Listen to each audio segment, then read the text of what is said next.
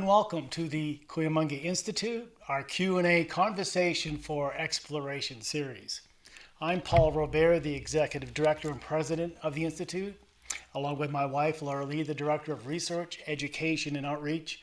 And on behalf of our Board of Directors, our advisors, our volunteers, and supporting members, we want to thank you for joining us today.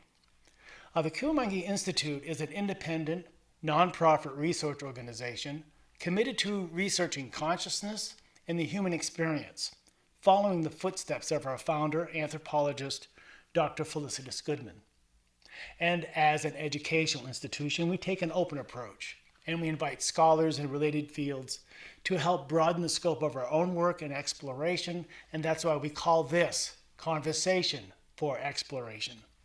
And on these weekly Sunday discussions, we've had a full spectrum of topics from neuroscience, anthropology, archaeology, eco-spirituality, philosophy, psychology, mythology, shamanism, ritual, hero's journey, roots of theater, art history, and much, much more. Goes on and on. From the arts to the sciences. You're welcome to visit our website at kuyumungiinstitute.com. All of our presentations are free, and as a nonprofit, we invite you to become a supporting member, and we want to thank you, the community members who continue to support the mission of the Kuyumungi Institute. Today, people often think about wellness in terms of physical health, but it's so much more. Every aspect of wellness is not only affecting ourselves, it's affecting our lives. It impacts the world around us. And in a multicultural world, the need for healing and deep connection is universal. We need to expand how we define ourselves. Because of today's access to technology, there's a growing interconnectedness among all of us around the planet. And that means that there's a global dimension to who we are. We're all part of an emerging world community. And this shift starts with each of us. This is part of the mission of this institute as we look at ancestral knowledge as well as the guideposts that surround us. Our ancestors had long employed ways to shift perspective and understandings towards direct experience of a unifying force that knits us all together. Our guest today has dedicated herself to addressing multicultural wellness and cultivating healing on a global scale. So Laura, I'll let you do the introduction. Well, the question is, can we, any of us, truly be well in all aspects in a broken culture, in a world out of kilter? And I want to thank our good friend Barbara Cox, who introduced us to our guest today, Kellie Kirksey. She said, you have so much in common. And indeed, in part, Kellie's mission is bringing the healing ways from many cultures into the mainstream. We do that looking at our ancestral cultures from way back, and she has other means of doing that. But she's the self-described global traveler, speaker, poet, tree hugger, yoga teacher, holistic psychotherapist, family lover, drummer, dancer, spa promoter, heart-centered hypnotherapist, and life consultant, essential oil enthusiast, and wellness promoter. I got to add all those kind of tags to our descriptions too. That's a good way to describe oneself in our full capacities. She has led her workshops and wellness circles nationally and internationally, and she says a few of the places that have touched her life profoundly with community building, with ecotherapy, with moving meditation, have been Botswana, Johannesburg, Senegal, Italy, Spain, Mexico, the Dominican Republic, India, Canada, Tenerife, Hong Kong and Thailand, and Venezuela. She writes that a turning point was spending a year in Caracas, studying cognitive psychology and reconnecting with the healing power of nature, of sound, drumming, and movement. Then she founded Creative Wellness Solutions and began working as a therapist with Cuban refugees. She earned a master's degree from Ohio State University in Spanish and rehabilitation counseling, and then went on to a PhD in psychotherapy and counselor education. Her first book is Word Medicine. I love that. Word Medicine. Affirmations and Poems to inspire and support our journey. You can tell this gal has been around. And let us welcome you, Kellie. Thanks so much for joining us today. Thank you so much. It is such an honor to be here with you all today, just to just to share, just to share. I come here as a not just a holistic psychotherapist, but really as a member of community, working to cultivate more conscious community, working to create circles upon circles that come together for healing, for support, for sharing the challenges and the beauty of what life has to offer. So I consider myself, yeah, a holistic psychotherapist and also a bridge, a bridge. So my Where? grandfather, yeah, Go go ahead. ahead. No, you go ahead. I was going to say my grandfather built bridges all over the Midwest, Ohio, Kentucky, Michigan, and the like. And the older I get, the more I realize that I'm a lot like him. That Building this is bridges. this is what I do. That I build bridges. When did this call first come to you? Did you start building community in childhood? Were you getting your friends together? Were you looking at the deep psychology? I mean, psychotherapy is a field to really understand human nature and what makes us tick. Where did you first hear that call? Well, I actually believe I was born into a family that really cultivated it in a variety of different ways. So first of all, my mother was a barber. So what happens when you sit in that barber's chair or that beauty Yeah. shop and you just open up? You're getting this gentle touching, you Hmm. sink into that chair and all of a sudden you're sharing your whole life story. Yeah, with somebody with I, whom you have regular appointments. Yeah. Yeah. yeah. And so I was sitting in the barbershop with my mom on many days and I would hear this storytelling, this advice giving, and my mom really holding a container for Uh, people. yeah. Like that's what she was doing, holding this space that the barbershop was this container. And on top of that, my father owned a bar, a neighborhood bar. And what do bartenders do? Same Hmm. thing. Same Same thing. thing. Same thing. So I was literally surrounded by people that were serving as a container to hear, to bear witness, and to see people. Hmm. And as a child, I was that child that people would come to if they had challenges. And I don't mean just, everyday challenges, but those kids that were kind of ostracized, that were picked on. For some reason, we always wound up together. Right. And for some reason, my 7-year-old self would bring these students home for makeovers. I mean, for, Internally. Yeah. right, right. And sometimes physically, like, okay, let's do your hair or let's Uh, play in perfume or let's play dress up. But like this kind of internal and external makeover. So mhm. it was just something that happened in an organic way. That's that. That was your calling or destiny from early on, and it made it self-evident. I like that.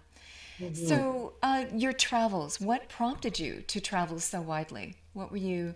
What were the missions there? mhm. My aunt, my father's sister, was a very well-traveled woman, and I grew up in inner city Cleveland. Uh, I won't say disadvantaged, but I'll say oftentimes without means that most people had.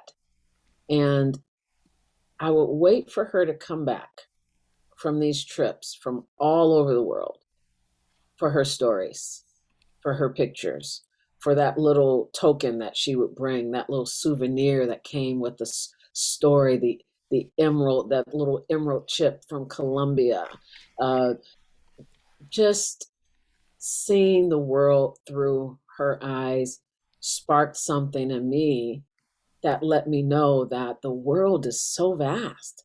It's bigger than this neighborhood in Cleveland that is violent, that is impoverished, that is challenged. That it's bigger than that. Like she gave me hopes and dreams and really a roadmap. She was like, you can do it. Start in the Caribbean and just go for the whole world. In ecotherapy, it's involving the land, it's involving our environment. When did that start for you, and what did you learn from that? Hmm.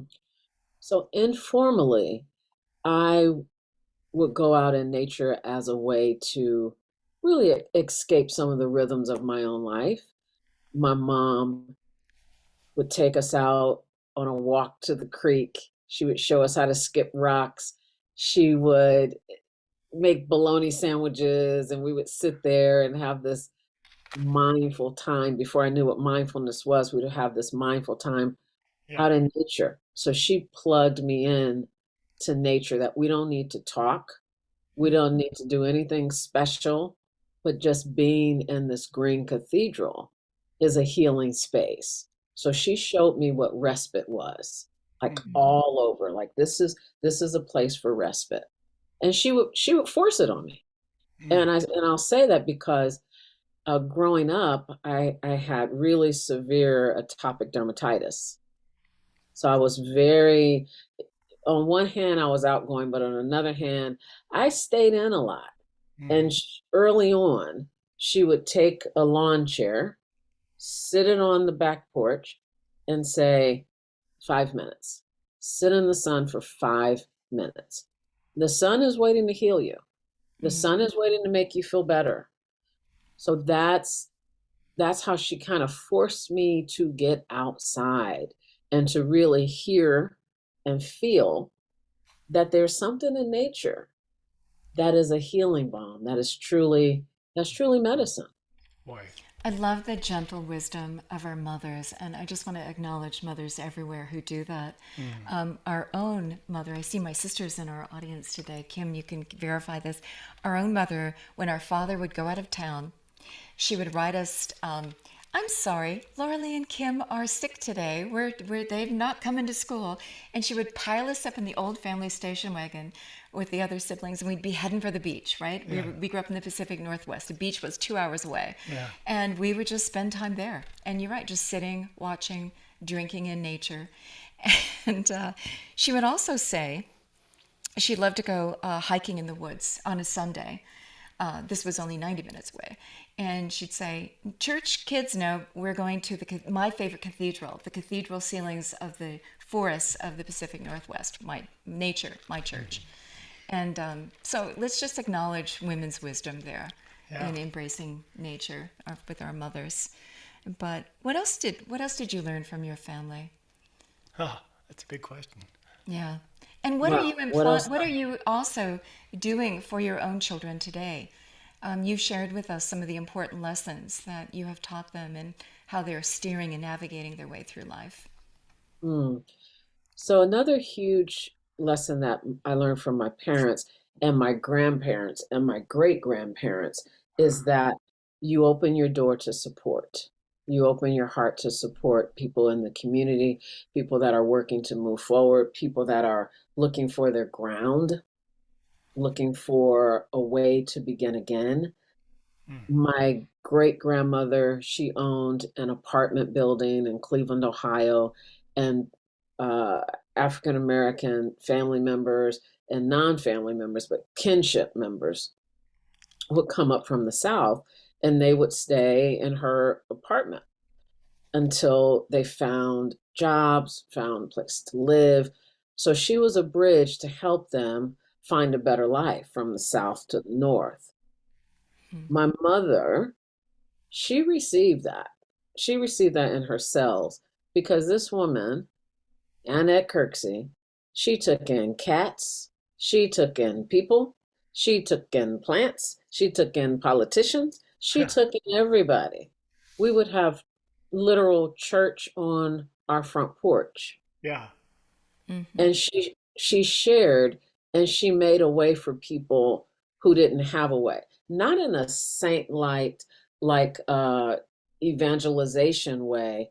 but in a way that she listened to what the community was saying in her barbershop. Hmm. I'll never forget being this young child, and one day I came home from school, and there was a woman sitting in our breakfast nook, and she had a little um, record player, and she was playing Godspell. And I thought, well, isn't that something? So I sat in there with her. I listened along. And then later on, my mom told me, she said, that's Miss So and so. And she's going to be staying with us for a while. She got hurt by her husband and she needs a safe place. So we're that place for her. She's here. Wow. And my mother did that for so many people in the community. She was a safe house. And it wasn't like we had much. But we had a large house. Sometimes it didn't have too much food or heat, but everybody was welcome. Everybody was welcome. And I can tell you story upon story about the people and the animals that she brought in. One of the most significant guests was a gentleman named Pajo, and he was from Africa, the west coast of Africa, and he was passing through town. And the church asked, could he spend time with us? And so my mom was like, sure. And he is the one that really introduced me to the drum for the first time in my life, Mm-hmm. that he would gather us together, people in the neighborhood, and we would sit in a circle and he would teach us different drumming rhythms. He would show us how he makes his drum. And I was fascinated. Yeah. I was fascinated. No, I didn't become a master drummer, but I was fascinated with how that rhythm, how it made me feel. And that's what I always remembered, like that feeling that I had, like hearing the drum really called me deeply. And knit people together, right? Right. When you're Right. listening to a Mhm. drum, you're all in the same beat frequency, Mm-hmm. right? You're all enclosed in that rhythm. Yeah, Transcendent. It's yeah. a process by which you really can transition from this world to the other and bring that world back to you. Yeah. I appreciate the concept of resting place, and I think that's something that, this is a new concept for us. And we heard it last week with Lauren Olson, and one of the prophecies for the Nez Perce, who saw the intrusion of Westerners 100 years before fully arrived and transformed the landscape, was there will be no resting place. And that struck me, that term, resting place, and how Mhm. each of us need that resting place psychologically as well as physically in one's heart and in one's landscape and in one's community. Mm-hmm. Mm. So, yeah. Yeah. Yeah, it's really it's powerful. It's essential that we have to have those resting places. We have to have those places where we can land and refuel from all of the Yeah. movement in life, from all of the chaos. It's like, where do we find a soft place to be and to reconfigure ourselves? And with my own children, I work to instill with them a sense of global community, Right. Hmm. that we're one with everyone, that there is no place that they cannot go, see, explore, learn from, contribute to in a good way. Yeah. That their job is to explore and see this beautiful world, and to have an open space in their heart to share. So over the years, with my children growing up, we've had people from all over the world come and visit, come stay with us for medical necessity, Hmm. uh, family of friends and things of that nature, that we do that. And we cultivated a very international group of friends, and not just international, but different races, genders, everything, Yeah. Yeah. everything. So that openness, so they don't have that ceiling on their brain, which I love. Yeah. It's We really, cultivate it in our own hearts first, don't we? yeah. And Yeah. you're continuing that tradition in your home. I'm, Yeah. I'm still struck by the fact that you can go back to your family history, to your great grandmother, and maybe before even that. There's that energy of family and that the Yeah. instilled lessons that has uh, provided the path for you to go forward and pass on to your children. And we all have that ancestry. We may not all recognize it. We may not have. We may have been disconnected from it, and Mm. but you have a great healing by the fact that you have that direct connection and the knowledge of it, and your mother was so proper in passing that on from what she learned from her mother, and etc. Yeah, Yeah, and it's on both sides. both Uh, sides. there and I'll say, like, so there's this beautiful loving side of those stories and those ways of creating community, and then there's the painful stories, Right. those painful stories in my family history that make me say, all right, how do we reinforce ourselves? How do we heal those generational wounds that were passed on to us? Mm-hmm. So when my great grandmother, she um, she was raised in the South. She lived on a plantation. She had a child by the son of the person that ran the plantation. That son was taken away from her at birth because that baby was too white to be raised by an African American woman, Right. and they did not reunite for 35 years. And Oh, when they reunited, he was alcoholic, she was alcoholic. So, so they fed that trauma with alcohol, with however they could.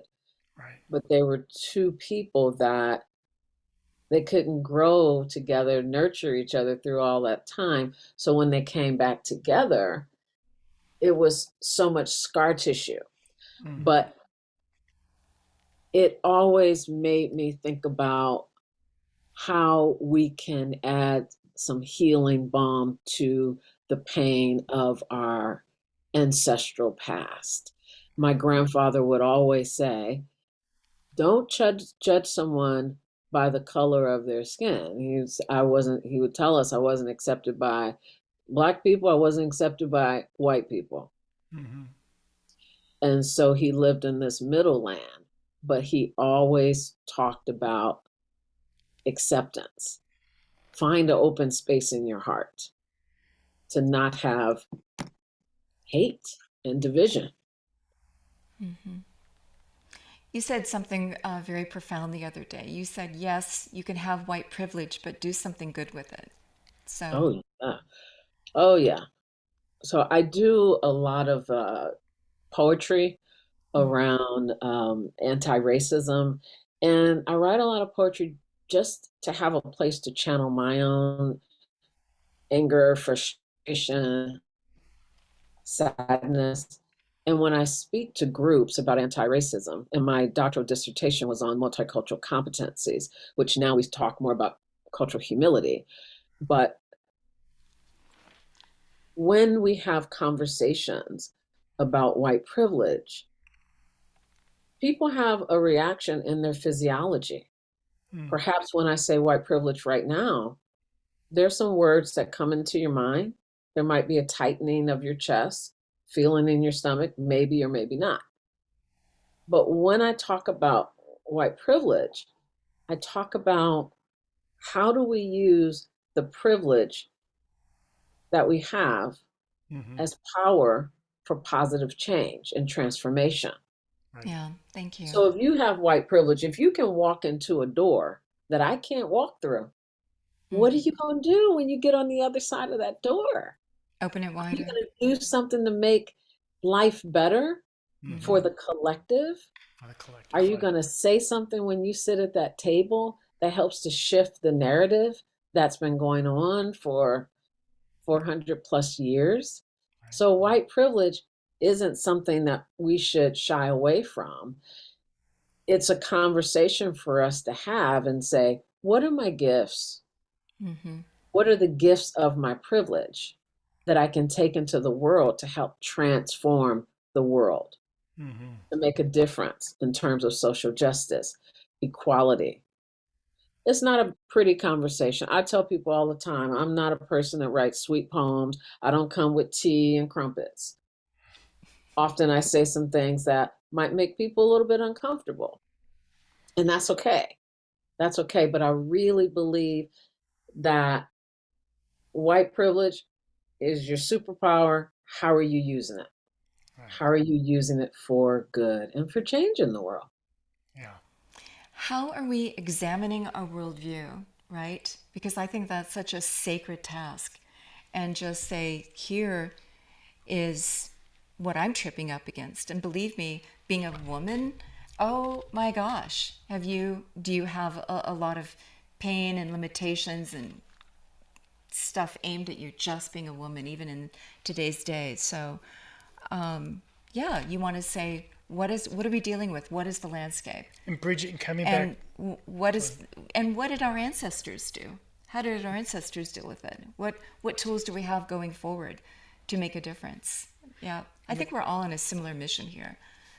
coming back to that concept of bridging, because as long as we're divided, then there won't be resolution.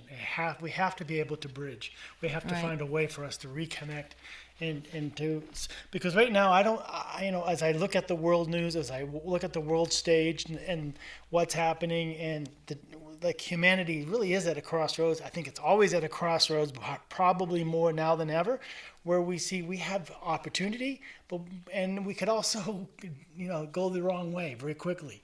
So we have to find ways to reach across that divide, for us to bridge those differences in ways that we Yeah. can unite. And The it has fact to that- be everybody or no one, right? In humanity's final exam, I keep going back to. Yeah, and that's been some of the blessings. Just looking at it from a perspective of technology, with the James Webb Space Telescope, bringing back these images and saying, "Wait a minute, people! Look what the hell we are! What a magical opportunity we have here!" Yes. How much do we have to know that this is not gonna, you're not gonna move to another planet. There's no other choice. This is where it is at. And are we gonna come together and enjoy the gifts and the blessings of life itself? Right. Right. Yeah, it's so important. I mean, I believe so strongly that we heal in conscious community. That is, it's the collective when we come into this place of communal living, as in, I see you. Yeah. I see you, and you're a part of me. I'm a part of you. We can do this together. And it sounds like, sweet, honey, whatever, whatever. But think about the times when you've tried to do things by yourself. Right. Yeah. Think about the mental gymnastics, the physical challenges when you've tried to do things all by yourself, or when you felt most alone, that no one was there. I mean, just holding that image Yeah. and knowing that if I had one person at that time or two people at that time, there is so much power in the collective and joining together in a good way, in a supportive way. Do you see signs everywhere, because we do, of an emerging global consciousness, not just taking into humanity as one family, but the entire web of life, the biosphere, Mother Earth, the cosmos? And it just strikes me how ancient peoples really saw themselves as part of a huge cosmos. They didn't see or put in the imaginary boundaries that we do.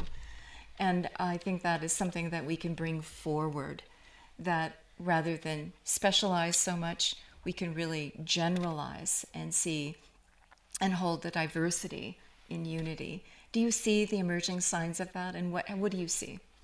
Yeah, I mean, just the fact that we're having this conversation right now, and we're in all different parts of the world, but yet we're here in this moment together, sharing space and time. This is happening now because it has to happen now, in terms of people coming together, of people erasing those imaginary boundaries that we've placed between ourselves and other people. Yeah. So Zoom is a part of it. The internet is a part of it. Right. Our Technology, technology is it's a piece of the all puzzle. right, right. And many people complain. Like, as a therapist, many of my therapist friends say, I hate doing sessions over the internet. And I say, I love it, I do because too. I'm being invited into someone's sacred space, into their home. I can see more of a glimpse of who they are and how they live. And it's an honor. Yeah. It's an honor, Yeah. Yeah. right? Yeah. And we That's, can pack so many meetings in. We can cast our net so wide and even around deeper the than world. that, we can take ritual together. We can do Oh, a yeah. deep sharing that we wouldn't possibly have. I mean, we recently just had a training program with 13 countries involved. These individuals are not all going to fly to the U.S. and come to Right. a piece of land that we have in New Mexico and do a workshop together. It's not possible. So there's limitations to the technology, but the application of it in the proper way opens a doorway. It creates a pathway for all of us. Again, part of this concept of global family. Well, you could also say that technology is what got us into this mess with global warming and environmental poisoning. And maybe technology's got to have a role to get us out of it, to cure it, right? Take the It's tools that we man-made, have, so yeah, right? We didn't choose these tools. The tools are here. right. Use the tools wisely, whatever they are. Yeah, and also looking at this and that of something. So the internet can be challenging. It can be used for something horrific, and it can be used for something beautiful. Right. And Yeah. then we can look at people in different communities that we might be afraid of, Right. and we can say there's great people in that community, and then there are people that are a little challenged in that community that scare me. So we have to stop looking at that deep polarization. It's not this or that. It can be this and that, and Mm-hmm. we can sit with it. Yeah. We can sit with it and kind of shatter our hard and fast views of something. To have an openness here, to have an openness in this heart space in between the ears. Mm-hmm. And travel, I mean, it's a sense that you can pick up and go to a country. You can see other people are living, other people have the same goals just like you. But also, when we have this global conversation, we are in effect traveling virtually through the internet. And who was it, Buckminster Fuller, who said, travel is what's going to heal humanity ultimately, the sharing across the borders, the sharing across these invisible imaginary lines. Yeah. Yeah. Yeah, because we see people are just all over the world, just like us. Yes, that touches my heart so very deeply because the more we're able to connect and share space with people that are not like us, the more we're able to see, They oh, are there's a like lot of us. similarity. And then the Yeah. differences are pretty cool. Tell me more about that. Yeah. It's like, oh, you're not a big scary monster after all. You mean you're not going to hit me over the head with your handbag and take my money? It's like we have to take off those old glasses that tell us that, oh, we know who that person is. We know what that group of people is about. Yet we don't, do we? We Yeah. don't. Because we haven't ventured out of our backyard or out of our city or out of our state or our country. Yeah. We haven't opened up that heart door. I mean, Open up the heart door. it's part of Yeah. my own personal story is just coming from, Maine, and the state of Maine being very isolated in its own way, and the state also, it's part of the U.S. It's next to Canada. It doesn't care either way because it thinks of itself as very independent. The independent spirit of Maine, and I have family members that basically are born and grow up and live there the rest of their lives, and they don't have that opportunity, or they don't take the opportunity to step outside of that experience, the Maine consciousness experience. I Right. spent my college years with 4 overseas programs did, in yeah. Rome, Montreal, Jerusalem, and London. So Yeah. Wow. my father Yeah. said, travel broadens the mind. I go, okay, Dad, Yeah. let's go. Thank you. Thank you for paying for it. Yeah. Yeah. Yeah. Yeah. Yes. What a gift. Another question I had is, and then, there's been some talk in the news about what is the trauma on children that went through the pandemic, having to wear masks, being isolated. Oh, We have a yeah. whole generation of children looking at the world in a more fearful way, and how that's going to transition and affect their lives. That's a field that you Yeah, what work do you in. analyze from that as a psychotherapist? Yes. I believe it's really important to work with these young people to get outdoors, Yeah. to get on the land, to feel grounded, to feel grounded, to feel a community with the trees and the Yeah. bushes and the stars and the clouds, Yeah. to come into oneness with that so that they can see that they're not as isolated as they have felt in these last few years, that there's ways to come into community that's not necessarily with a Right. two-legged person. It might be with a tree. I am a tree hugger, people. So I know you might be out hugging a tree, like getting those kids to look at a flower, to do Yeah. some flower gazing. Not on this screen, but Not look on at that screen, look but at the actually, sky. That's Yeah. great. right? Look, yeah, to get outside, touch the petals. Yeah. A leaf that has fallen from a tree, feel it crinkle in your hands, hear the sound. Yeah. That takes you into the community of the earth, of nature. And then you begin to have conversations Yeah. with everything that's vibrating around you. That I'm a part of this. I'm a Yeah. part of this. And when you're outside, people tend to feel a little bit safer Mm-hmm. because, we were sheltering inside, and Yes. then being able to come out and see that I'm okay Yeah. is a big deal. And expand your sense of your resting place being all of the world. Mm-hmm. Yeah. What if I what if in global coming together there is a future in which our communal resting place was all of humanity and all of the world? Isn't that the goal? Yeah. Where we feel at home in our skin everywhere. Right. Our skin, the permeable boundaries become the entire cosmos. I think that's a worthy goal. Yeah. Because years ago, I had an opportunity to go see Oprah Winfrey. Uh, And so I've been a big fan of the Oprah. yeah. And I had a magical night because this person there gave me his VIP lanyard. So after the show, I was able to go have a private meeting with Oprah where she was taking pictures with people and she did a little talk. But the thing that really inspired me is that she stood up there in this beautiful gown and she reminded us that you are made of the stuff of stars. Mm. Mm-hmm.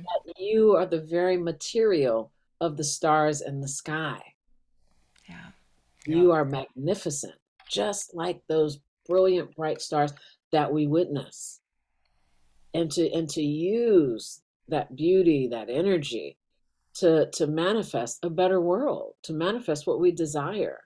Mm. Mm-hmm. Yeah. It was it There was for us. yeah, it was a beautiful moment and a remembrance. It was Yeah. just a remembrance. That's not new. What she said is not new. We know that by science. Right.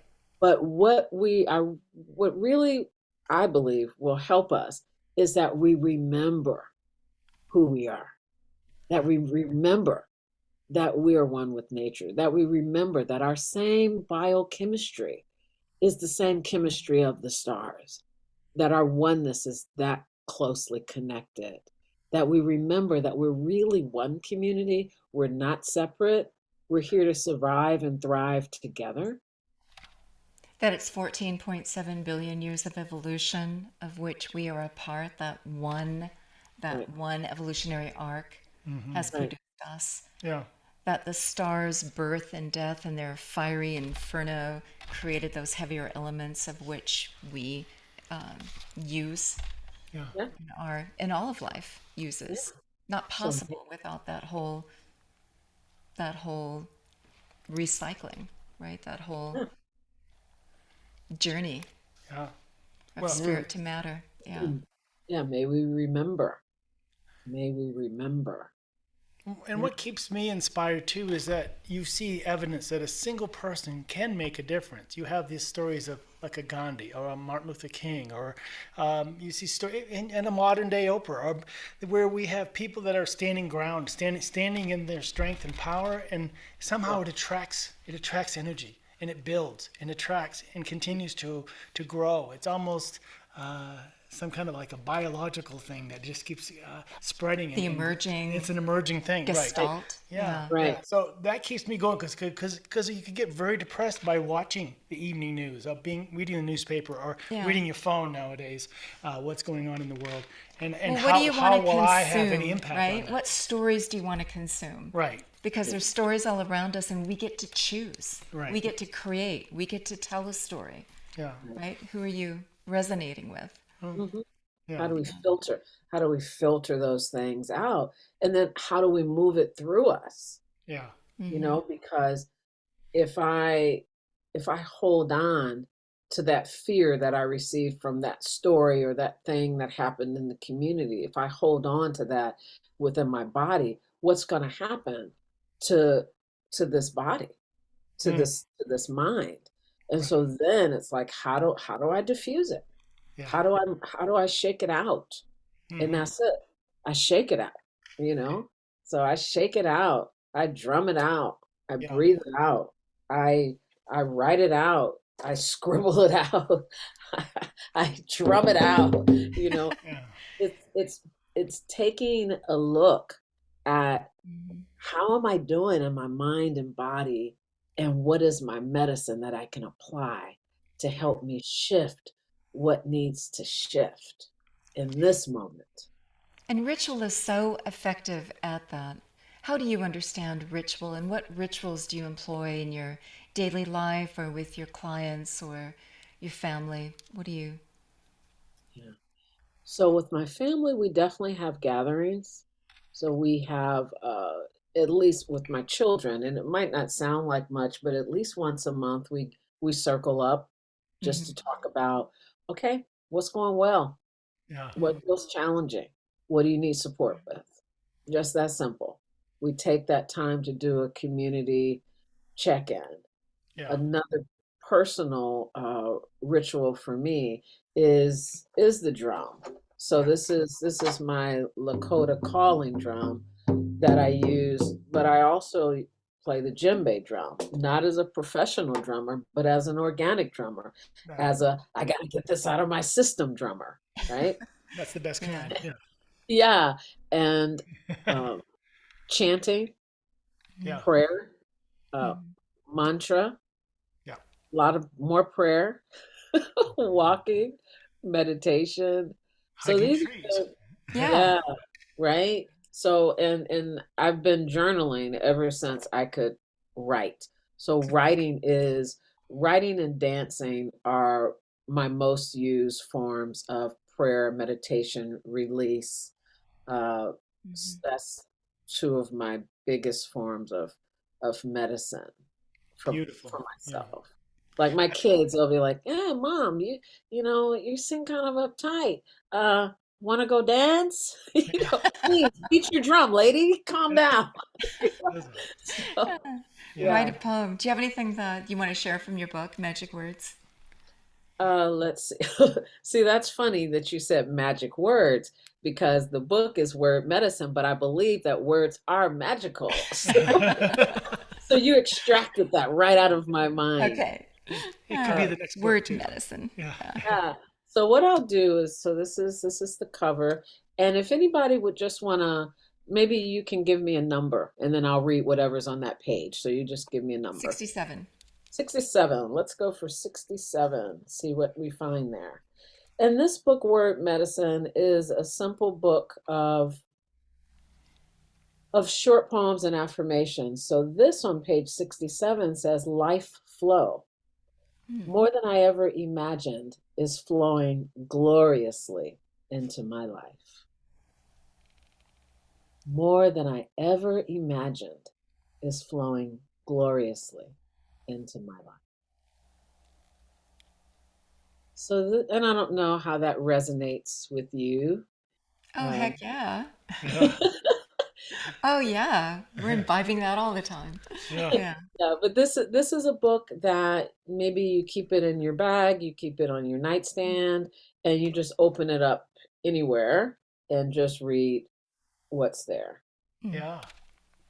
Yeah. So in my practice as a therapist, I always listen of course, for what my clients are sharing, what their need is, what their challenge is. And by the end of the session, they leave with a word or an affirmation. So this book was really like a love letter to my clients that I've seen over the last 30 plus years. Yeah. So here's another one, and this is called I Return to Myself. I come back for myself. I will never leave myself on the curb again. I stay connected to myself. I stay supportive of myself. And when I forget and leave myself out in the rain, may I remember to come back for myself once again. Hmm. No, we've all been there. Yeah. How beautiful. Yeah, yeah, yeah. You know, coming back to the last segment where we talked about the drumming and the transitions, it's something that is important to us because, you know, Laura and I chose to work with Dr. Goodman and be a part of this institute based on the fact that we feel like there's a shift that has to happen, that there has to be something that triggers more. So drumming, dancing, in this case we're using postures with drumming, you're using drumming with dancing. That element of whatever it takes, finding those tools where there's an expansion. We say consciousness expansion, but Yeah. there's a change, there's a shift that can Right. take place so that we can step outside of our everyday world, that we can have a broader perspective. So like your kids know already, your kids are saying to you, "Oh, you look a little stressed, you need to go dance." That's wonderful. I mean, Just turn up the music and dance. yeah, Give ourselves, you don't have to go to a dance, just turn up the music and dance. yeah. I'll create your Yeah. own music and dance. Yeah, Yeah, well, you Right. could. Yeah. yeah. Create your own music and dance. Yesterday, I was invited. Just there's this young lady. She owns a piece of land here in town, right in the inner city here in Youngstown, Ohio, and she invited me to just come on the land and do some movement, yoga movement with the people. Anybody that showed up. So it was about 9 of us yesterday on the land, and I brought a couple drums, a couple shakers, and mostly encouraged people to use their body as an instrument and did lots of movement, a bit of ecstatic movement, slowly moving into it. Yeah. And Yeah. after it, and these were people I didn't know, they didn't know me, but they were willing to like start these small movements or just tapping on the heart, these small movements and let those movements grow. Drumming, And activation. yeah, Yeah. right. Yeah, yeah, yeah, body drumming. Hmm. And by the end of our session, this young man came up to me and he said, my mother just passed. Mm. She had a heart attack. And he said, Yeah. before I came today, my chest was so tight. And Hmm. he said, I feel light now. I feel light.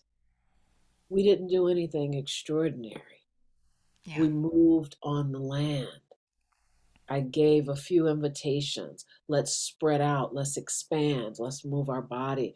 Let's tap our chest. Let's tap our knees. Let's move our shoulders. Let's move our head. So waking up the body. And that young man looked at me and he said, I feel lighter. Mm. And then he gave me a hug and he cried. Yeah. And he cried. And I just felt, I was just so thankful. Yeah. So thankful. Because when we move, there's movement, right? Move this Yeah. movement. Hmm. As simple as that is. Yeah. As simple as that is. So I know that there's some people that are taking some naps on here right now. Why don't we all, like wherever you are in your square, let's take a moment and just tap on our chest a little bit. Because when we tap on our thymus, that boosts our immune system. And so that couldn't hurt anything, just to boost our immune system and feel a little bit of vibration in our body by that tapping. Yeah. Yeah. Yeah. Let's get all about it. Let's just tap. I see somebody's doing the Oh, whole the EFT EFT. protocol there. Yeah. Yeah. Yeah. Yes, open up those rivers of energy Yeah. with Like a a swan. smile. Because that Activate it. smile, yeah, that smile is movement that we need on the planet almost more than anything, Yeah, right? yeah, Yeah. Well, So, also, let's see our bodies as precious technology, as yes, precious temples, and honor them and activate them, right? yep, I don't yes. understand the whole environment in which we grew up as the bodies were something to be denigrated or evil or this whole. Oh, I don't the get mis, that. yeah, Yeah. yeah. So they're really precious. They're an avenue. They're a doorway. They can be activated. They're the liaison with spirit. They're the yeah. Yes. So By the way, today is intended to be a conversation. So what that means is that you're welcome to ask questions and participate in the discussion. So why don't you use the chat room to start, or you can also raise your hand if you want to ask a question or make a comment. or add With, to this and because I add know to it. there's Yeah, so much yeah, yeah. wisdom in this room to share. Exactly. Come So on in. The water's warm. Join us.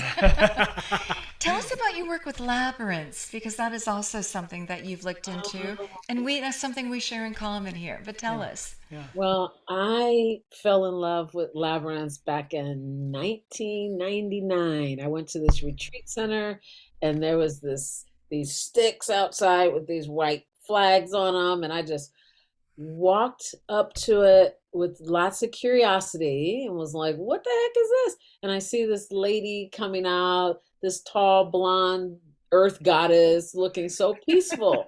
And I was like, "What the heck happened? And let me walk that path too. Maybe I'm going to get some of that good feeling that she has."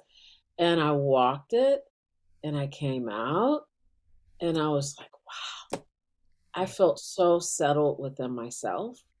Mm. And then I started being more intentional about looking for labyrinths wherever I went. I was already a spiral drawer. Like ever since I was a kid, I was always drawing spirals and spirals and so finally, as I kind of went from labyrinth to labyrinth and wherever I traveled, inside of my heart, I was like, I want to create labyrinths in neighborhoods that have been traumatized Ah, smart. Mhm.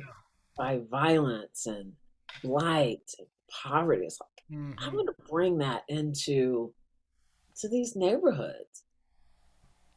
And so I tried that in Cleveland. I was working at the Cleveland Clinic, a huge hospital all over the country, all over the world. Cleveland Clinic has hospitals. So I was like, Cleveland Clinic should be the one to create lots of labyrinths, not at the hospital, but in the city, Yes. Mhm.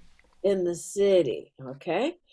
And so I did knock on a few doors. I did ruffle a few feathers. And guess what I heard?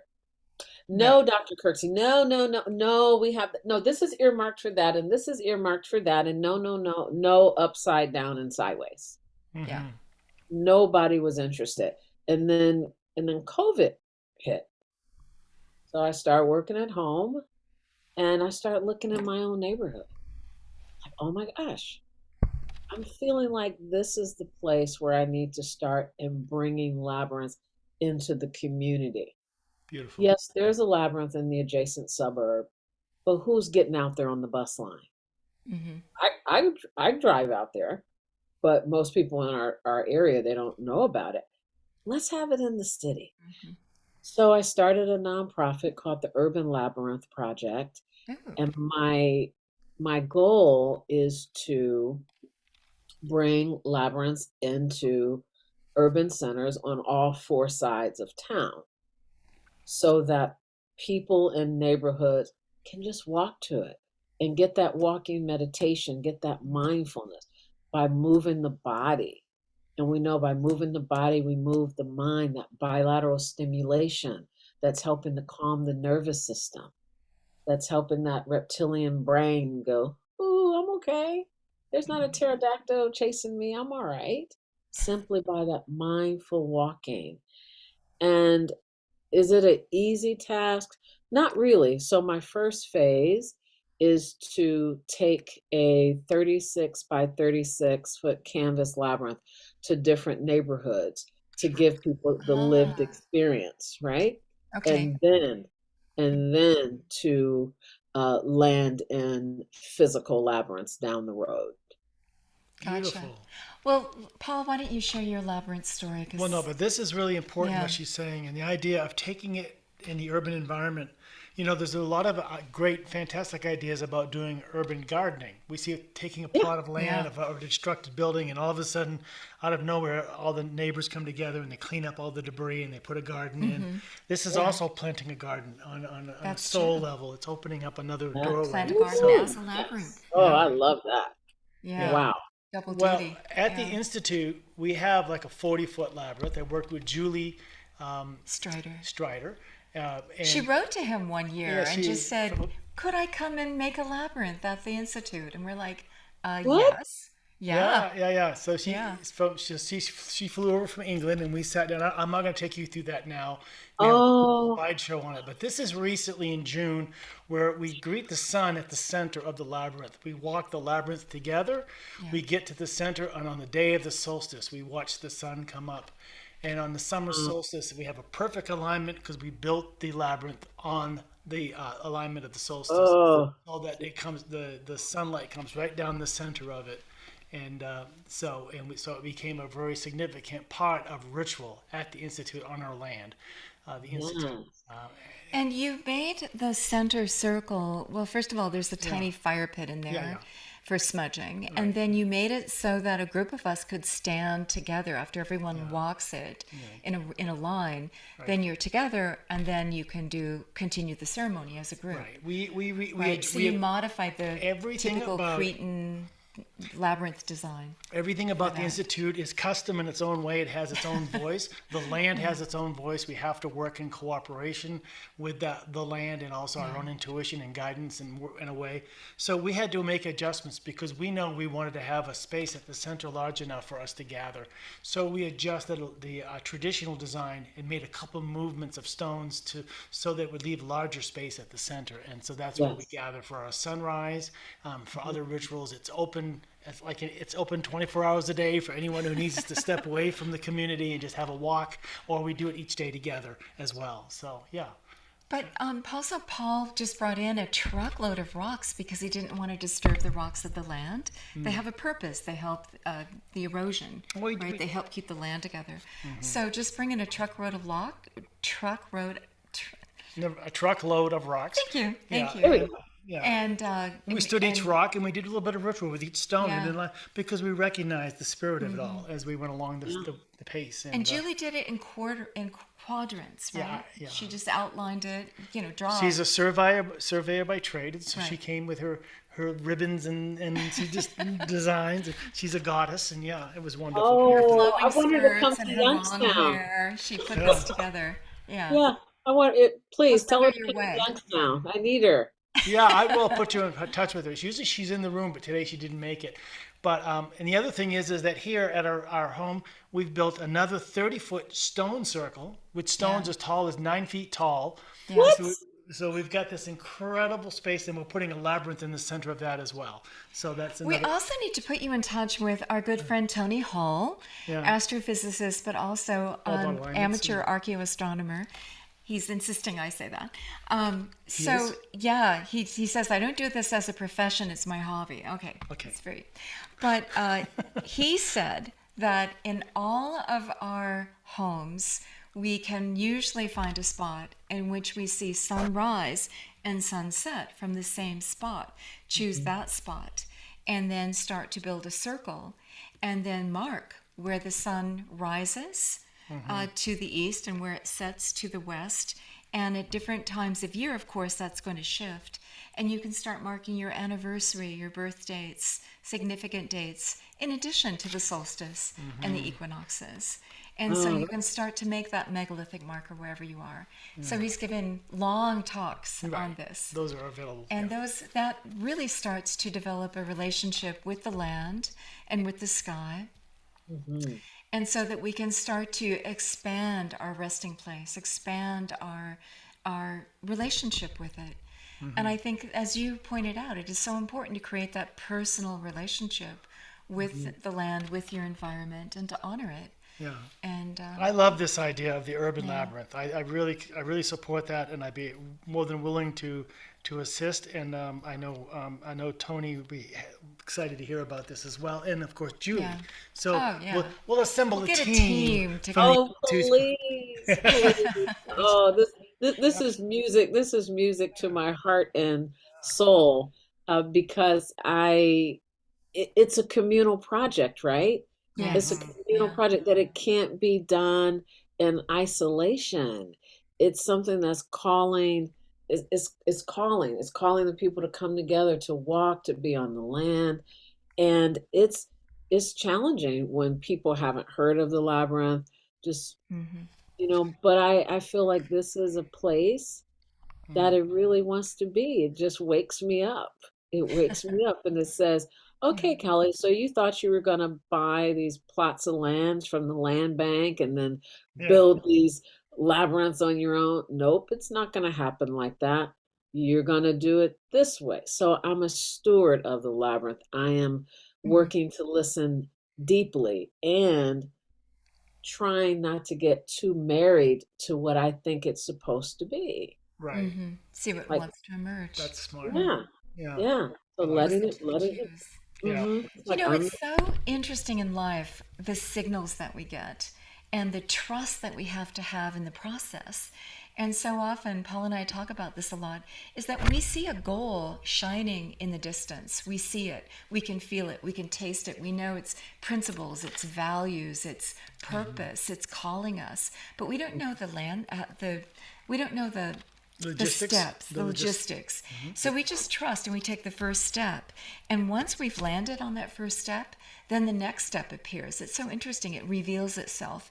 And it's almost like, what's that game that we play where we create the squares and then you hip hop to them? the hopscotch, A hopscotch. hopscotch, thank you. And so then that one lights up and you land on that one. And then the third, and it'll be somewhere where you don't expect it. It's going to take you on this circuitous path and you can't be in a hurry, right? You just have to trust the process. It's so interesting to see life unfold like that. That's my next book, The Hopscotch Hypothesis. Okay. I like it. Oh, good. Yeah, Yeah. and to keep that light, to Mm. keep that light burning inside for it. So tending to the light of the project.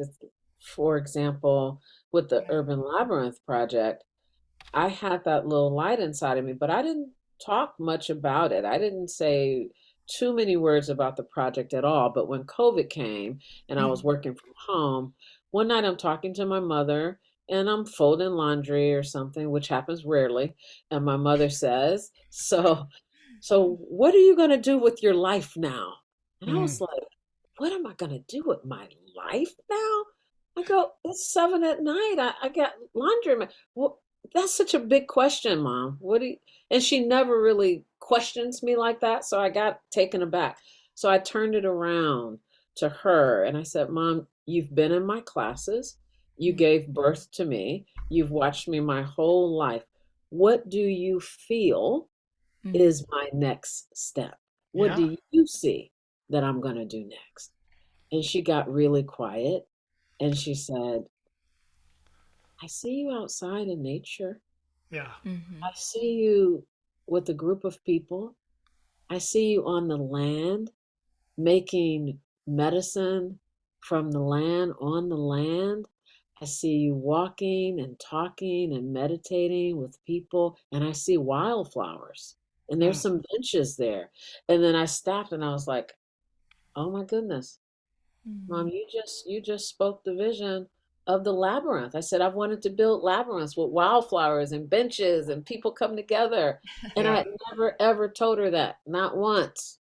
Yeah. And she spoke that out loud. And when she said that to me, Mhm. I said, you just gave me the key to Mhm. begin this project out loud, Yeah. out of my heart space, into the world, saying, speaking it into existence, and walking in that direction. That, Out loud and aloud, Mm, right? yeah. yes, Yeah. like here, do Permission. this, daughter, right? Yeah. From my mom. Mhm. Wow. And the fact that it was a different conversation, a whole different interaction from how we usually engage, it felt really sacred. It Yeah. felt like I was getting the nod, the okay to go forward in a good way with the project. Well, what a Yeah. wonderful mother you have that really tunes into your soul. She's not trying to instruct you based on some construct of her own belief systems. She looks at you and she reads you uh, On a with soul on level. a soul level and says, "This is you need to be outside the people." You, what a great story that is. Yeah. You know, we've been wanting to understand ritual in terms of what is the essence of ritual? How does ritual work? What is the power of ritual? What is its purpose? So that we can also start to usher in to midwife what this emergent Yeah. next step for humanity is. Right. And we are feeling that it needs to come through with ritual in part. Right. Many avenues that it's bubbling up through the cracks, right, of this old system. But our specialty is ritual. And our founder looked at the world's rituals for calling in that energy, for letting us be in that space of an expanded state, right? Just not the doubting mind and the intellect, but also the soul mind, right? There's many ways of entering into that space spontaneously, Right. as well as through various means. But what is the world's rituals to activate that in us? And then she said, you know, us Westerners have lost our legitimate path, our cultural access. And how do we get it back? Well, she said, rather than step on any cultural toes, and she understood it as a physiological avenue, right? The body can shift gears physiologically to physically expand that state. And indeed, that's been tested in the laboratory and demonstrated. But that if we look at the essential steps that all have in common, then we will see what those steps are, devoid of any one culture.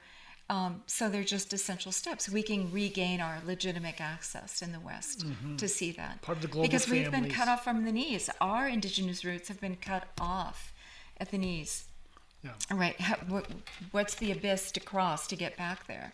But it's so present and so there, and the universe can so be in dialogue with us, right? And so and it teaches us what gestures, what movements, what rituals, what wants to emerge to engage it.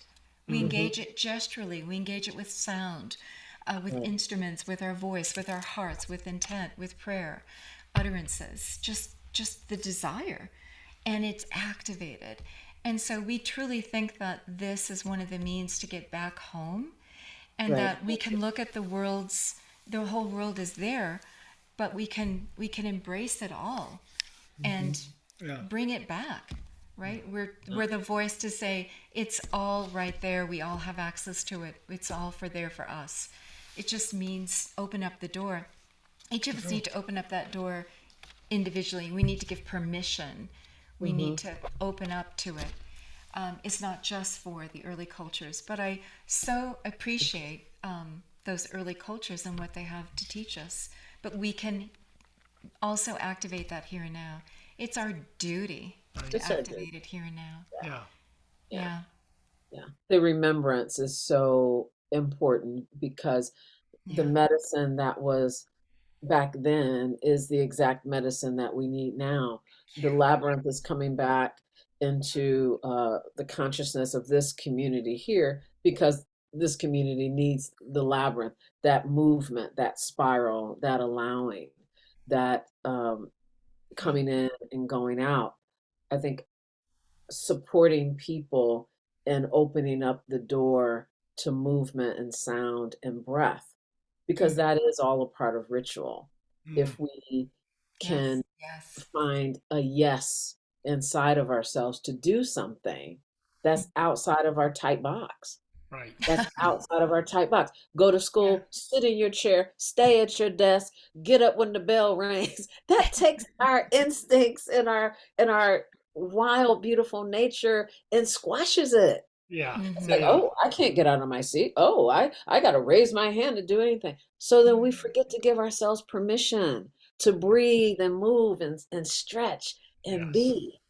And Yeah. Like how this, radical it is to step outside our early training to yeah, be good worker bees of the future. yeah. Yeah. It's educated out of us. Our medicine is educated out of us. Oh, wow. And I love And the idea of bringing the Because it's medicine. there instinctually, isn't there? It's there yeah, naturally. we're born with it. We're born with it. We're programmed for it, Yeah. except when we're deprogrammed. Yeah. Ex- What were you going to say? yeah. Oh, I was Yeah. just going to say, I love the idea of bringing it back to the urban setting. We don't, not everybody can afford to fly to go look at Stonehenge. Not everybody can go to these magical workshops that are held at these sacred places around the planet that cost thousands of dollars. But what if you could go to an empty lot in your urban And make setting? it sacred. Because it's just as powerful Through as going to ritual. it's just as powerful as Yeah. going to these magical places. The magic is within, and this Yeah. is the way to process that. We had this experience Thank you, Paul. several years ago. We had this experience. We met this lady from Mississippi, and she came up to a Pueblo dance to Oh, the attend Tewa. a That Tewa was on a dance solstice. on a solstice dance, and we went and we spoke to her, and she said, No, said, she spoke to the whole group "Oh, and okay, told her story. Okay, then you tell the story." Well, It's the good for you. grandmothers of the Pueblo had started this group with everybody is open on this solstice, and you stood around this huge circle, and they did the blessing. Yeah. And they spoke and they taught. And she said that I have come back to join your circle on this occasion to thank you. To thank you, mothers, because you have taught me such an important lesson. You gave me such an important insight. And they had spoken the previous year about the duty of men.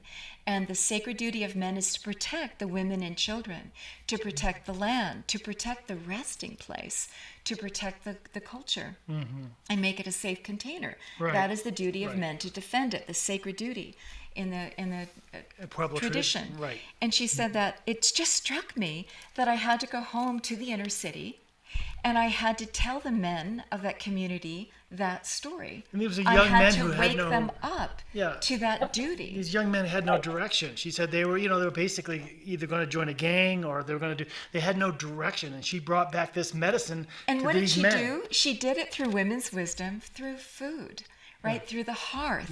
Women are the caretakers of the hearth. At the hearth, you cook Yeah. food, you give food, you bring people together for meals. So she said, okay, I decided to have a breakfast. Who is going to turn down a breakfast? So I Right. stood it up in an empty lot, and I had all the women bringing food, and I invited everyone, the community. And when they were all gathered around eating, she said she stood up and said, men, I bring a message from the Tewa grandmothers of Santa Fe. Yeah. And this is about the sacred duty. Men, do you understand your sacred duty is to protect us, to protect the women and You children, have a role. to protect the town, to protect the homes, to protect.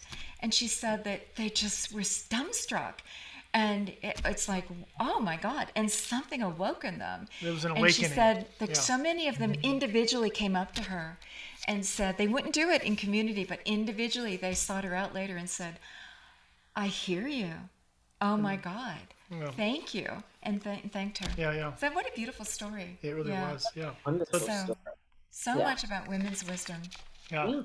And those invitations mean so much because we need help to wake up. Yeah. We We need need help to wake up. we need help in waking up. We need help in remembering, and we each play a part in that. So when I remember something, it's my job to bring it forward and share that. Yeah. Not to just keep it, but to share it Mm. with the community in the best way that I can. Yeah. Yeah. Yeah. Wow. And waking up others, right? To Yeah. their Yeah. vision that lives within us. Right. Humanity wouldn't have gotten this far if we didn't have those core values and principles, right? Well. And the yeah. ancestors knew. I mean, Exactly. it's a deep, deep thread. And people ask us, why does a simple ritual work so profoundly? And I think it's because we've been practicing ritual in community for the 250,000 years, and even before that. They know that our earlier ancestors, going back 2 million years, We see the signs. Ritual and art has always been just part of what we do. And Yeah. it's just embedded in us. And so ritual, the body awakens to the cues of the ritual. We know it somewhere deep in our DNA, deep in our bones. We respond to that. And what is a labyrinth but a pattern? Hmm. Right? The sacred pattern, the geometries of nature. We've had so many biologists come and talk to us about, here are the building blocks of nature. We know this is what we're made of. Yeah. Right? We respond to it. That is a remembrance. That is a glyph in earth that we see over and over, that calls to us, that tells us something, that responds deeper in our brain beyond words and language. Yeah. Symbol just hits us. Right. It's some deeper language. It's the language of spirit. Right? We know that we need to be awakened in that. Yeah, So, and we don't have to know all the metaphysical properties of it. Right. It's the doing, it's the engaging, Yeah. it's the lived experience of it. Yeah. So no one needs to know. So if I'm wanting to bring in a labyrinth to the community because of the medicine of the sacred geometry of it, I don't have to talk about the sacred geometry of it. No, I said, exactly. come on, let's walk it. let's go walk it. you know? Yeah. You are Yeah. then walking the song lines, Yeah. and you're creating an energetic song line there, right? You're inputting. Ritual changes the energy. Yeah. Yeah. Whether it's mindfulness or even if it's just plain quiet medicine, just being a time to be to walk for a moment. I see it even as divination. I find knowledge, inner knowledge is there. So yeah, that Oh, makes it. Yeah. yes. Yeah.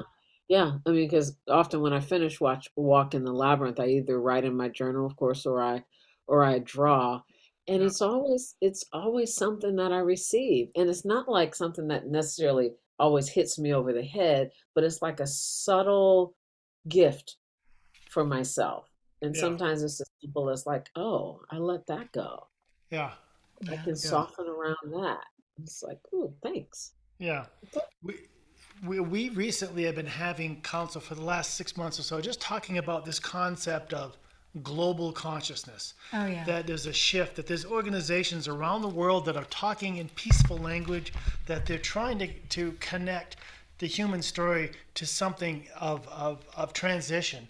That we like we talked about in the beginning, is that we're at that crossroads. So how can we be one of those drops in the ocean of global consciousness that's contributing to something more powerful than ourselves, that rises us up? That can we be a part of the solutions rather than getting depressed and letting go? So we're continuing this conversation, and we feel like it's an extension of our organization, and we've set up a committee specifically to look at this concept of global consciousness, and how we can connect with organizations around the world that are on this platform of understanding, that are What's emerging, and how What's can we emerging. all be solutionaries given our gifts, our where we are, what we're doing, our spheres? yeah, What do you say about that? I think a big part of that is people tapping into what brings them joy and what is their areas of giftedness.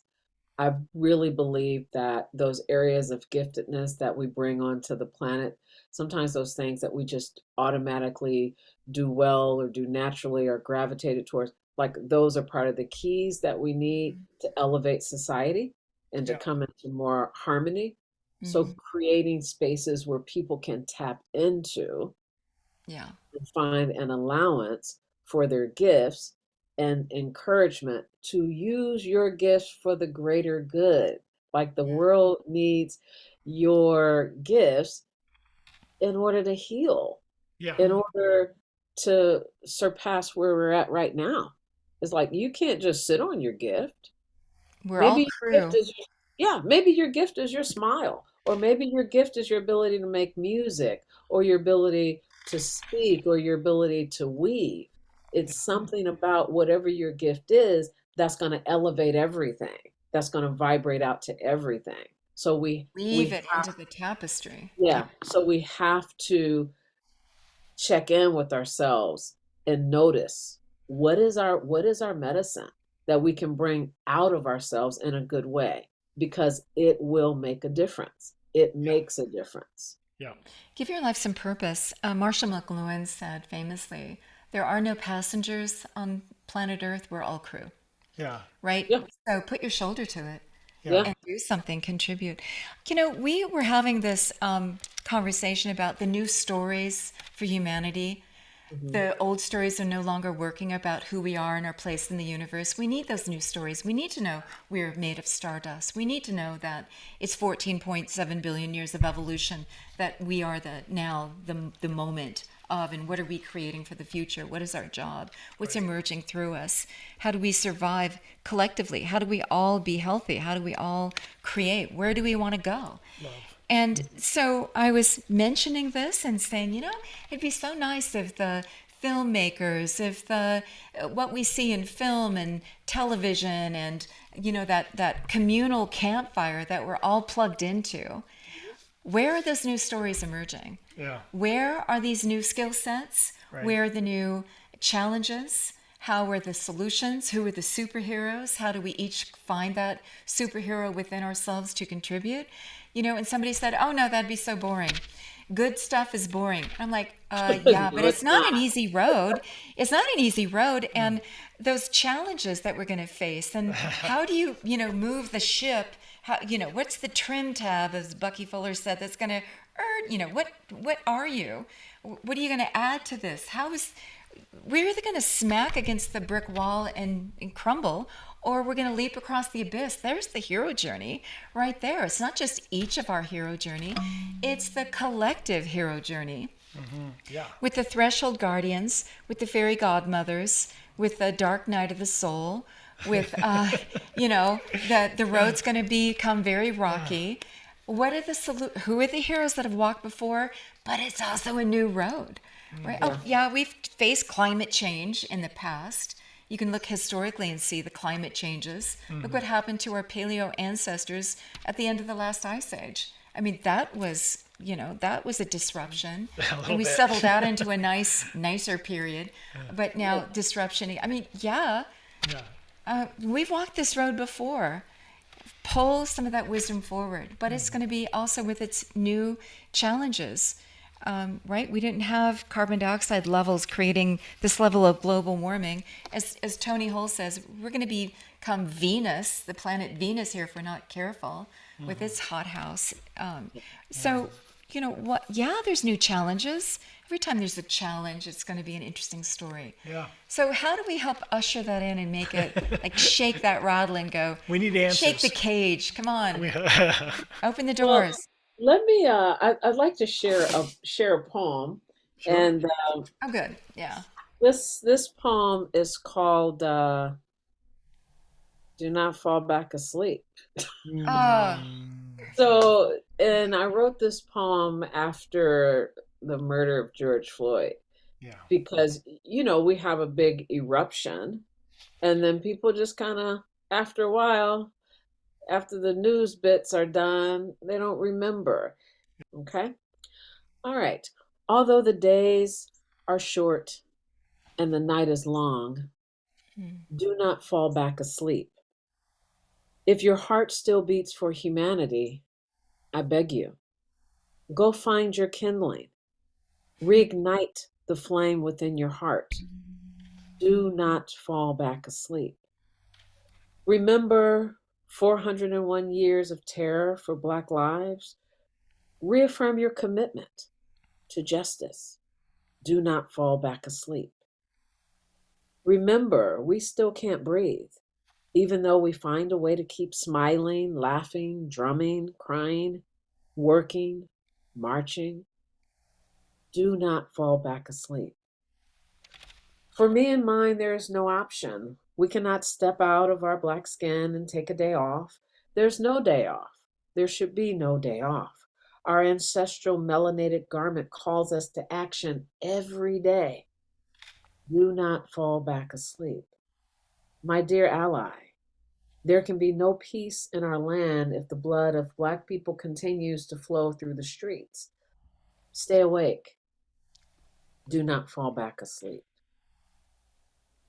So I can say this about Black lives and the injustices, We can also lay over the template of global warming, of so many different things. The bottom line is that we have to stay awake and we Mm. have to stay conscious. We cannot fall asleep and act like there's nothing that we have to do to move the needle forward so Mhm. that the planet, the world, humanity can be better. That we have to stay in our place of responsibility. Just like you said, we are the crew members. Mhm. We're not waiting on somebody to ride in and save us to make it all better. One person, one breath, one movement makes a ripple. We have to stay awake and stay conscious, have respite, Mhm. and go back in, Beautiful. right? Yeah.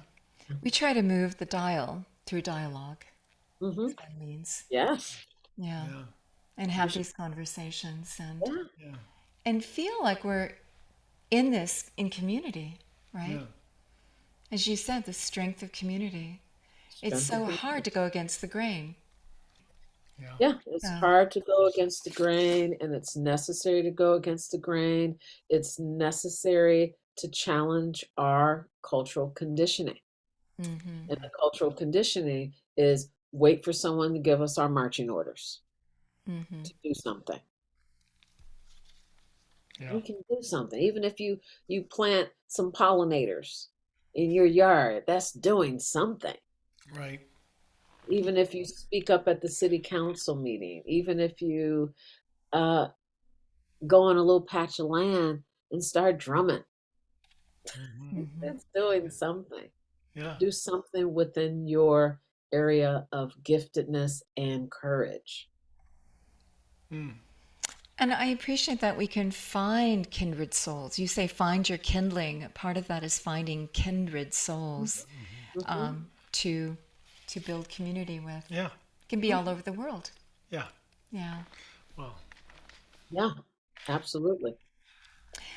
You will be joining us next week, next Sunday, when we have Angela Fisher and Carol Beckwith on and their journey through Africa to document ritual, ceremony, daily life of over 200 African tribes and societies and cultures. And you were there in Friday Harbor. You made a trip there to see the exhibition that our mutual friend Barbara Cox helped them put together and engineered with Angela and Carol and their work. Can you tell us about your first reaction? You were so articulate. They invited you onto the team, which I thought was Well, so beautiful. well, this is what I'll say, and it goes back to synchronicity. Yeah. Yeah. Because I was invited to Friday Harbor, which you all know it's a small community. I was invited to Friday Harbor to give two presentations, two anti-racism presentations, poetry and workshop. So they brought me there from Ohio to do anti-racism work. Yeah. And it just so happened that the African Twilight exhibit was at the museum. Just so happened. The very Wow. same weekend that they flew me into Friday Harbor. Talk about anti-racism. How about that? Oh. And I was preparing for my presentation, and then one of one of the ladies who was hosting me, she said, "You've got to see this exhibit. You've got to come see this exhibit before your workshop."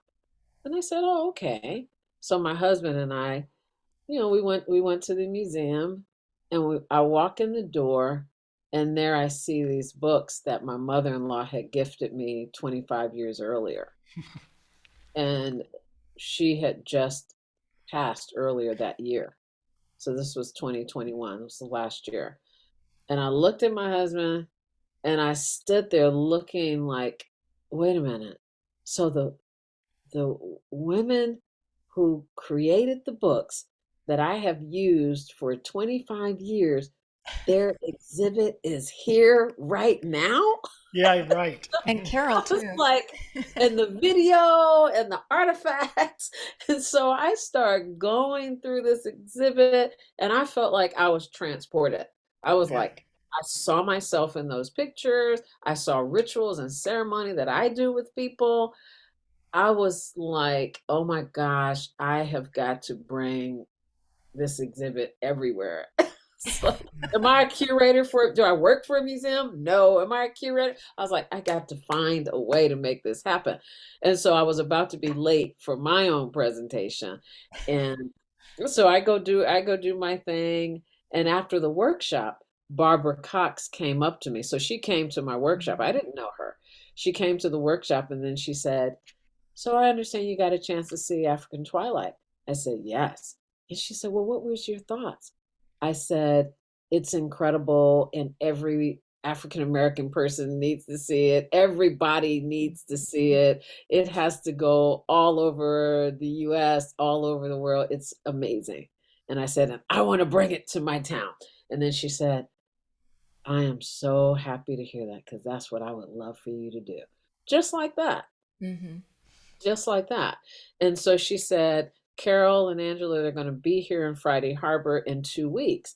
Can you come back in 2 weeks to meet them? And then I was like, sure, I can. But, I mean, right? It's like I'm way across the country. But an interesting thing happened. That week that I was supposed to go back, I had a feeling inside of me Mm-hmm. that I wasn't supposed to go.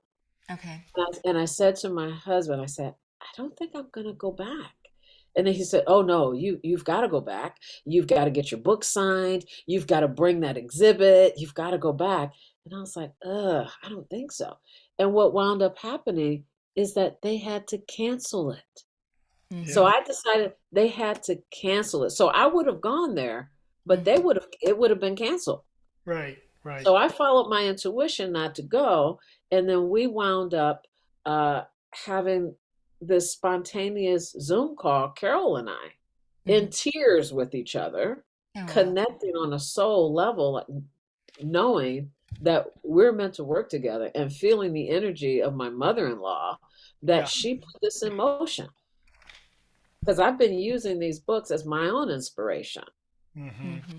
my remembrance, my constant remembrance. So, Our story is that my sister Kim lives in Freddie Harbor, and so we were there last June, July, mhm. visiting. And of course, Barbara's a dear friend, and seeing Barbara. And of course, there's African Twilight at the San Juan Islands Museum of Art. And so, and we did see Carol. Carol got to come, but not Angela.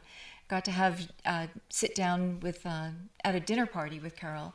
Just glorious to see this exhibit. It's one thing to see the books, and these are beautiful, full color, gorgeous photographs.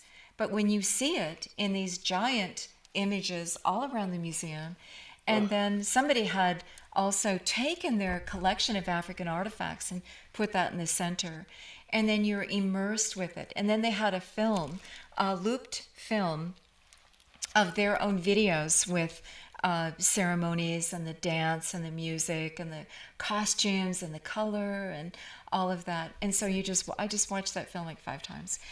And by the way, next week they will be here, both of them from London, Right. and they will show a clip of a piece, right? Because I can't show a half hour, but I said, can you please show the clip where they're dancing with huge costumes of raffia, Yeah. Yeah. completely covered in raffia. And there is one point in which they come up and they turn the raffia on its side, and you can see there's nobody animating. There's nobody inside the raffia. Yeah, They put the raffia down, and the raffia is moving on its own. They show you that clip, and they say, they also speak to what they've learned there and their conversations with the elders, with the ceremonialists, with the ritualists, with the community, with the elders. And it is so part of what we are also imbibing from our work with the spirit, which is, so many lessons in there, but rather This is going to be exciting. Oh, it's going to be exciting. Yeah. And I'm so glad to have you So back. we did get a next private week to discuss presentation. it. We got to see the slide presentation at the time. We had dinner with Carol, and it was fabulous and fantastic. And we just knew Yeah. that whatever we can do to support that work has to happen. And now we have the blessing of knowing you as well. And Barbara was talking about you so much and expecting you to come back. So now I know why you didn't come back, and we didn't get to meet you because our paths didn't cross. But Right. Yeah. yeah. But can you speak a little bit? And I know you'll speak more about this next week. But what does it mean to you to see these ceremonies, and what did they convey to this? Because it conveys so much to us as well, Right. Right. right? Yeah. One of the biggest things that that struck me is the generational transmission Mm-hmm.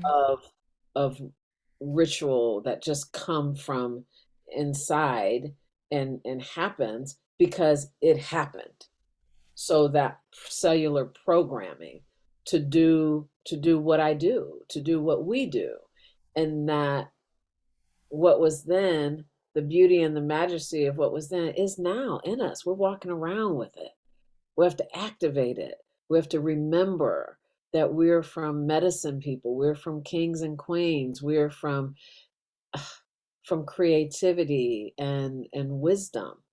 And that remembrance is so important. Right. It's so important. And for me, looking at that exhibit and literally feeling like I was looking at a mirror Yeah. of different rituals that I've done, it brought me to tears. Yeah. It brought me to tears. And so if I can assist and support in any way in having African Twilight in these images and stories and films being a part of curriculums Mm-hmm. across the country, I am here to do it. Yeah. It's Yeah, It's the ultimate story of roots, and it's the roots of all of humanity. It's not yes, just African Americans. It's not just people of African descent in this lifetime. It's all of us have to recognize the roots of our civilization and all of the power, the medicine, the stories that go with it. You know, people make the mistake of thinking Africa as a country. It's not a country. It's a continent, and it's what 50 something countries. And Yeah. the rituals and the power and the medicine and the things that have been passed down. The color, the beauty, it's the appreciation of Yeah. the collective nature, the collective nature of the people, the sustainable practices of a people, the medicine that is passed down and passed on and utilized to keep people vital. Yeah. I mean, everybody needs to know these stories that are fading away, Right. but it's in us. Mm-hmm. Yeah. We have to activate it.